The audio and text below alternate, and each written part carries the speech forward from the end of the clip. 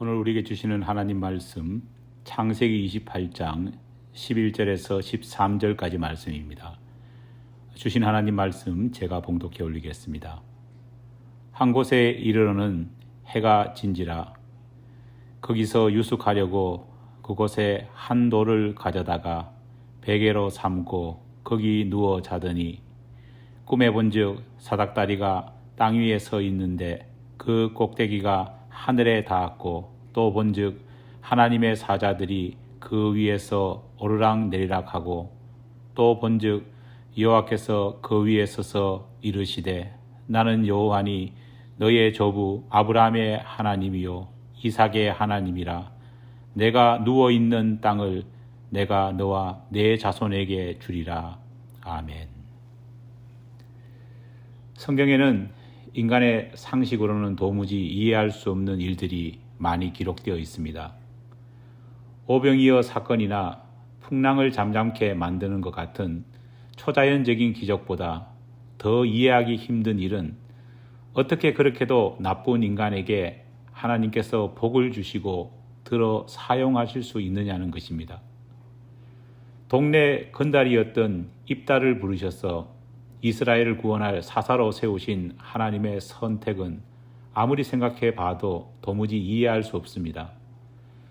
초대교회가 세워진 이후 당대 최고의 기독교 해방군이던 사울을 택하셔서 오히려 초대교회를 이끌어갈 지도자로 삼으신 하나님의 선택 역시 좀처럼 납득하기 힘듭니다.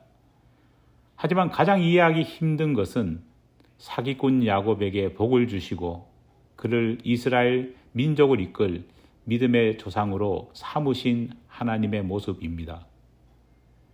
한 남자가 눈썹이 휘날릴 정도로 산길을 달리고 있습니다. 메소포타미아 하란을 향해 가고 있는 그는 그날 새벽 부엘셰바를 출발했습니다. 그가 가려는 하란까지 거리는 부엘셰바에서 약 900km 거리로 서울과 부산을 왕복할 만큼 상당한 거리였습니다. 하루에 20에서 25km 속도로 쉬지 않고 걸어서도 36일에서 45일 정도 걸려야 하는 그런 먼 거리입니다. 그런데 이 남자는 출발한 지 하루 만에 출발지에서 약 90km 떨어진 베델이라는 곳에 이미 도착해 있었습니다. 쉬지 않고 걸어도 3일을 걸어야 좋게 도착할 수 있는 베델인데 남자는 단 하루 만에 도착한 것입니다. 마치 마라토너가 달리듯 그렇게 달려 그곳에 도착한 것입니다. 무엇 때문에 그는 이런 무리한 여정을 했을까요? 무엇이 그를 이렇게 미친 듯이 내달리게 만들었을까요? 우리는 이 남자가 그곳에 도착하기 전 출발했던 그의 집 부엘셰바에서 그가 저지른 일들을 통해 그 이유를 짐작해 볼 수 있습니다. 먼저 남자는 형을 교묘하게 속여 장자의 고난을 갈취했습니다. 치사하게도 배고파하는 형에게 죽 한 그릇을 주는 조건으로 형의 장자권을 형식적으로나마 빼앗았습니다. 왜 그는 형이 가진 장자권을 빼앗으려 했을까요? 어떤 분들은 무능한 형을 대신해 자기 가족, 자기 민족을 살릴 지도자가 필요했기 때문에 그가 희생했다고 그렇게 말하기도 합니다. 하지만 이것은 말이 되지 않습니다. 형이 좀 무능하다면 반대로 동생이 좀 무능하더라도 곁에서 서로 도와주면 됩니다. 겁장이 아우 모세를 곁에서 평생 도왔던 형 아론처럼 그렇게 도와주면 됩니다. 성질 급한 형 베드로를 곁에서 지켜주었던 동생 안드레처럼 그렇게 할 수도 있습니다. 하지만 이 남자는 굳이 형의 장자권을 빼앗으려 했습니다. 사실 이유는 단 하나였습니다. 그것은 바로 돈 때문이었습니다. 똑같은 부모 밑에서 태어난 자식이지만 장자 즉 맏아들은 그 이후에 태어난 나머지 동생들보다 2배나 많은 재산을 부모로부터 상속받을 수 있었습니다. 신약 성경에 나오는 예수님의 비유 속 탕자가 아직 돌아가시지도 않은 아버지를 졸라 미리 재산을 상속받았던 이유가 무엇이었을까요? 둘째 아들인 그는 맏아들이며 상속자이기도 한 형이 먼저 아버지의 재산을 다 가져가기 전에 빨리 돈을 타내야 한다는 마음 때문이었습니다. 아버지가 가진 재산을 정확하게 정산한 이후에는 알짜없이 자기 몫보다 2배가 많이 형에게 돌아가기에 그런 일이 벌어지기 전에 아직 정산이 제대로 이루어지지 않았을 때 얼렁뚱땅 자기 몫을 더 챙기기 위해서 탕자는 그렇게도 서둘러 아버지를 재촉했던 것입니다. 남자 역시 형에게 무리해서라도 장자의 권한을 자기에게 양도할 것이라는 약속을 받아준 것은 탕자처럼 아버지가 살아계실 때 미리 재산 분할을 시도하려는 생각 때문이었던 것 같습니다. 그때 명분을 만들기 위해서 아니면 그 일을 저질렀을 때 양심의 가책을 조금이라도 피해보려는 이유에서 그는 형을 속여 장자권을 미리 받아두는 무리수를 둔 것입니다. 하지만 남자의 사기는 여기서 끝나지 않았습니다. 형을 한번 속여본 경험이 생긴 그는 이번에는 과감하게 아버지마저 속이려 시도했습니다. 이미 눈이 어두워질 만큼 노쇠한 아버지를 속이는 것은 식은 죽 먹기보다 쉬웠습니다. 그는 형처럼 그럴듯하게 분장한 다음 아버지를 속여 진짜 축복을 받았습니다. 형을 속여 받은 것은 가계약 정도였지만 아버지를 속여 그는 진짜 장자의 축복을 받은 것입니다. 그렇게 형과 아버지를 연달아 속인 그는 자신의 사기가 발각될 것이 두려워 형이 자신을 가만두지 않을 것이라 생각한 나머지 그는 정신없이 집을 떠나 달아나기 시작했습니다. 눈여겨볼 것은 그는 사람에 대해서는 이처럼 두려워했지만 정작 자신이 두려워해야 할 자신의 잘못을 누구보다도 잘 알고 계신 하나님에 대한 두려움은 조금도 느끼지 않고 있다는 것입니다. 그렇게 사기꾼 남자는 그 길로 집을 떠나 도망쳤습니다. 그리고 얼마나 큰 두려움에 사로잡혔던지 3일은 좋게 걸어야 도착할 수 있는 거리를 단 하루 만에 주파했습니다. 형에게 잡혀 죽지 않으려고 아버지에게 잡히지 않으려고 달리고 달렸던 것입니다. 그렇게 사흘 거리를 단 하루 만에 도착한 곳이 바로 베델이었습니다. 누구에 대한 이야기인지 아십니까? 이미 짐작하시듯 바로 야곱에 대한 이야기입니다. 사기꾼 야곱은 그렇게 해가 질 저녁 무렵 베델이란 곳에 도착했습니다. 야곱은 당연히 기진맥진에 있었습니다. 야곱이 이 베델에 온 것은 그가 마지막으로 도착할 외삼촌의 집이 있는 메소포타미아 하란으로 가는 길 가운데 있었기 때문입니다. 어떤 계획을 가지고 그곳에 온 것은 결코 아니었습니다. 무조건 하란이 있는 북쪽으로 내달리겠다는 생각, 그래야 살 수 있다는 생각 아래 무조건 그렇게 달려온 것입니다. 완전히 체력이 고갈된 야곱은 베델 들판에서 노숙을 하기로 결정합니다. 그는 땅바닥에 그대로 누웠습니다. 지친 야곱에게 그래도 위안이 되었던 것은 베개로 쓸만한 돌 하나가 그곳에 있었기 때문입니다. 야곱은 그 돌베개를 베고 그대로 잠에 빠졌습니다. 그런데 여기서부터 이해할 수 없는 일이 벌어집니다. 돌베개를 베고 잠든 야곱은 꿈을 꾸기 시작했습니다. 너무 피곤하니 개꿈 같은 것을 꿀 수도 있을 것 같습니다.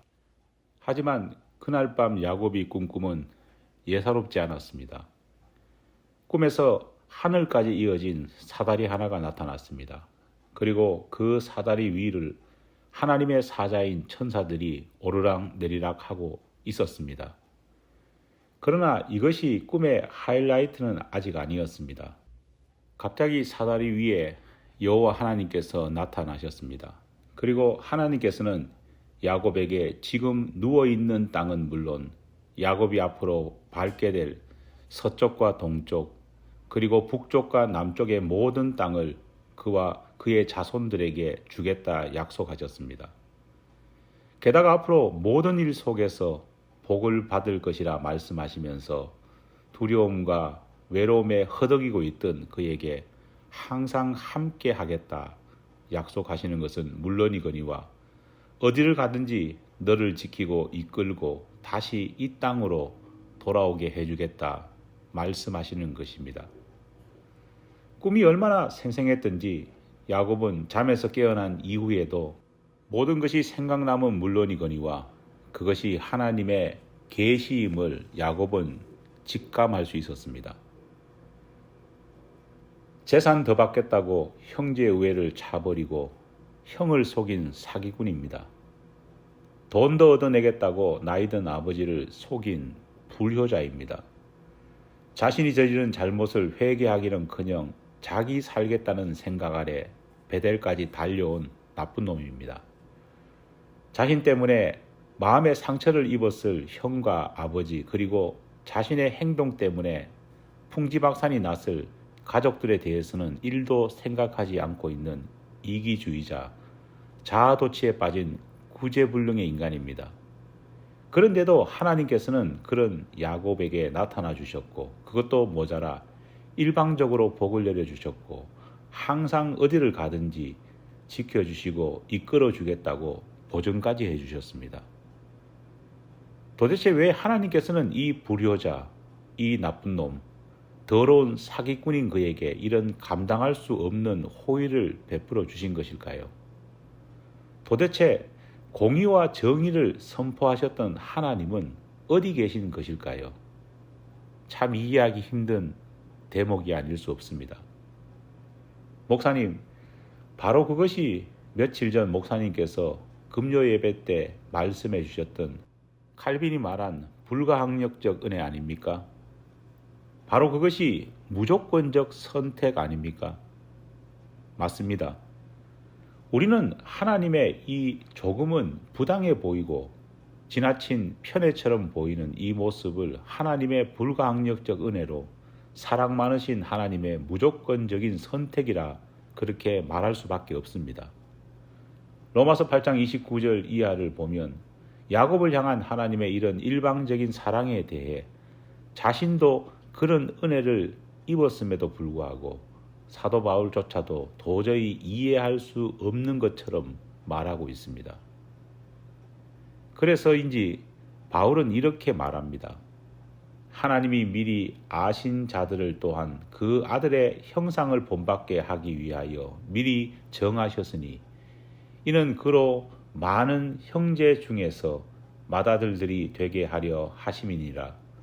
또 미리 정하신 그들을 또한 부르시고 부르신 그들을 또한 의롭다 하시고 의롭다 하신 그들을 또한 영화롭게 하셨느니라. 그런즉 이 일에 대하여 우리가 무슨 말을 하리요? 만일 하나님이 우리를 위하시면 누가 우리를 대적하리요? 무슨 말일까요? No comment. 하나님께서 하신 일에 대해서 생각이 짧은 인간 사도 바울은 자신의 말로 어떤 평가도 할 수 없다는 것입니다. 그러나 우리가 믿는 하나님은 폭군처럼 막무가내로 모든 일을 처리하시는 분은 아니십니다. 독재자처럼 자기 마음대로 모든 것을 하시는 분도 아니십니다. 인간의 죄를 용서하기 위해 이 땅이 창조될 때 하나님 스스로 하신 말씀을 지키시기 위해 자신의 하나밖에 없는 외아들을 십자가에 우리 대신 달려 죽게 하실 만큼 하나님께서는 공의와 정의를 스스로도 따르셨던 분이셨습니다. 그런 하나님이시라면 분명 우리가 모든 것을 다 이해할 수 없지만 적어도 짐작하고 부분적으로만 납득할 수 있는 야곱을 향한 이 내리사랑의 이유를 분명히 말씀하지 않았겠습니까? 이에 대해 한 가지 흥미로운 해석을 하시는 분의 글을 읽은 적이 있습니다. 현재 필라델피아 텐스 장로교회를 섬기시고 있는 제임스 몽고메리 보이스라는 목사님께서 하셨던 말씀입니다. 평소 성경의 사건들에 대해 묵상을 많이 하기로 유명한 이 목사님께서는 야곱이 경험한 베델 사건을 묵상하면서 이런 상상을 하셨습니다. 그분의 해석을 여러분에게 읽어드리겠습니다. 자신이 어디로 가야 할지 모르는 길을 떠났던 야곱이 그 옛날 아브라함이 제사를 지냈던 그곳에서 돌베개를 베고 잠을 잤다. 자연 상태의 울퉁불퉁한 돌이 아닌 베고 잘 만큼 잘 다듬어진 돌이었다. 아브라함이 하나님께 제단을 쌓았던 바로 그곳에서 야곱이 발견한 그 돌이 혹시 아브라함이 제사를 드렸던 그 제단의 돌은 아니었을까?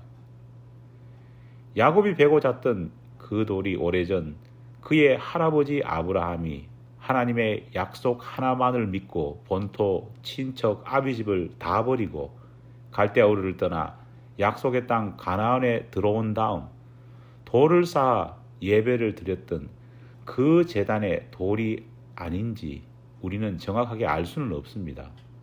하지만 주목해 봐야 할 것은 야곱에게 나타나신 하나님께서 그를 향해 처음 자신을 소개하시면서 나는 여호와니 너희 조부 아브라함의 하나님이다 라고 말씀하셨던 부분입니다. 너의 조상 너의 할아버지 아브라함에게 임하였고 너의 조부에게 소명을 주고 힘을 주어 약속의 땅으로 인도한 그 하나님, 내 할아버지가 약속의 땅에서 드린 간절한 제사, 간절한 예배를 받으셨던 바로 그 하나님이라고 하나님 자신은 야곱에게 스스로를 알리셨던 것입니다.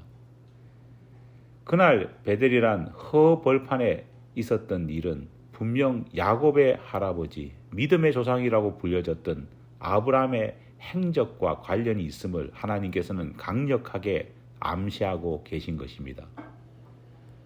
베델은 하나님의 집이라는 뜻을 가지고 있습니다. 참 좋은 이름이 아닐 수 없습니다. 하지만 야곱이 그것을 베델이란 이름으로 바꾸어 부르기 전에 원래 베델의 옛날 이름은 루스였습니다. 창세기 28장 19절입니다. 그곳 이름을 베델이라 하였더라. 이 성의 옛 이름은 루스더라. 루스가 베델로 바뀐 것입니다. 그런데 베델의 옛 지명인 루스의 뜻이 아주 흥미롭습니다. 루스란 지명의 뜻은 길을 잘못 들다라는 의미입니다.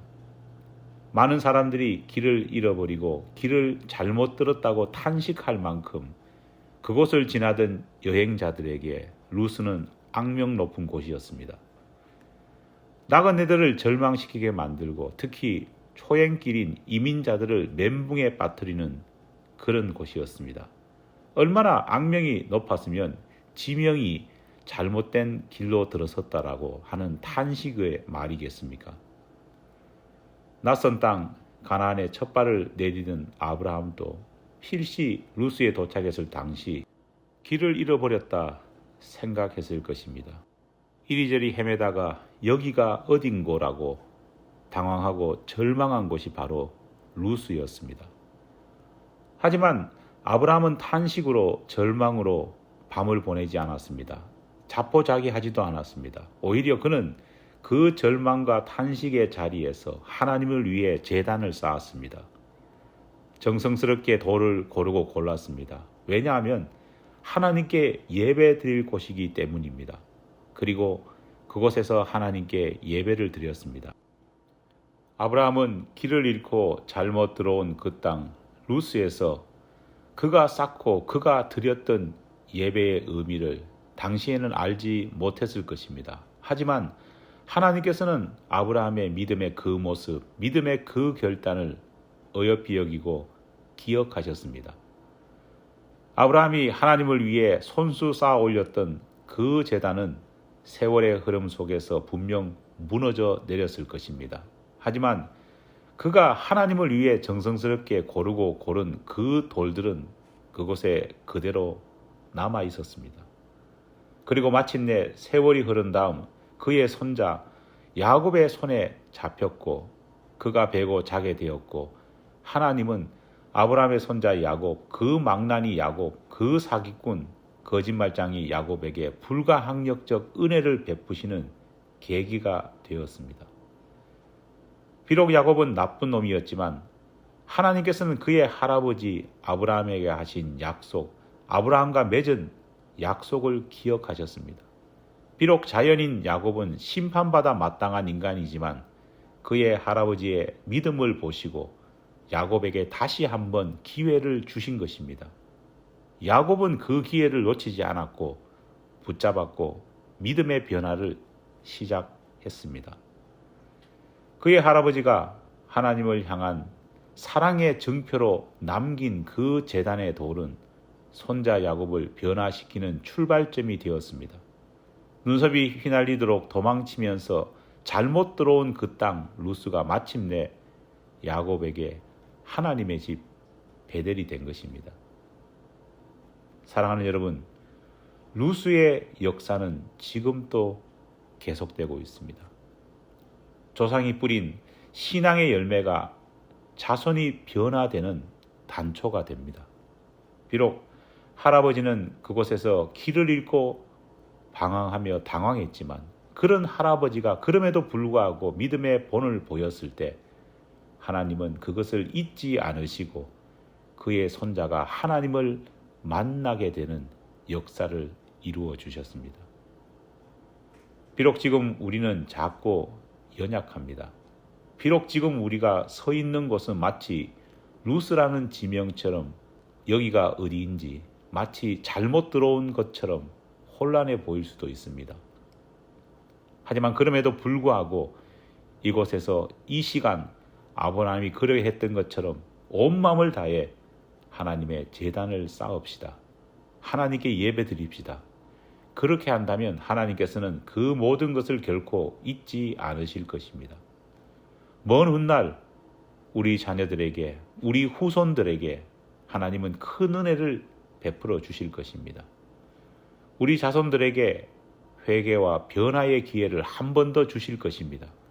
비록 지금은 이 땅이 힘든 루스일지라도 언젠가 그날 이곳에서 남긴 우리의 신앙의 자취들은 우리 자식들과 우리 자손들에게 하나님의 집 베델이 될 것입니다.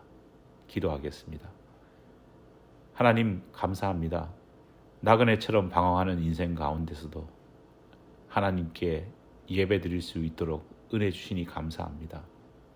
혼란한 삶 가운데서도 주님께 제단을 쌓게 하여 주심을 감사드립니다. 비록 오늘 우리가 쌓는 이 제단, 우리가 서 있는 곳은 루스와 같이 보잘것없다 할지라도 우리가 쌓고 있는 이 제단과 예배, 우리가 믿음 안에 서 있는 이곳을 축복하여 주시옵소서. 먼 훗날 우리의 믿음의 이 발자취가 우리의 자녀는 물론 우리의 후손들에게 큰 영적인 힘과 도전의 계기가 될 줄 믿습니다. 아브라함이 그러했던 것처럼 우리의 자녀들과 자손들에게도 그러한 역사를 이루어 주시옵소서. 예수님 이름으로 기도드립니다. 아멘.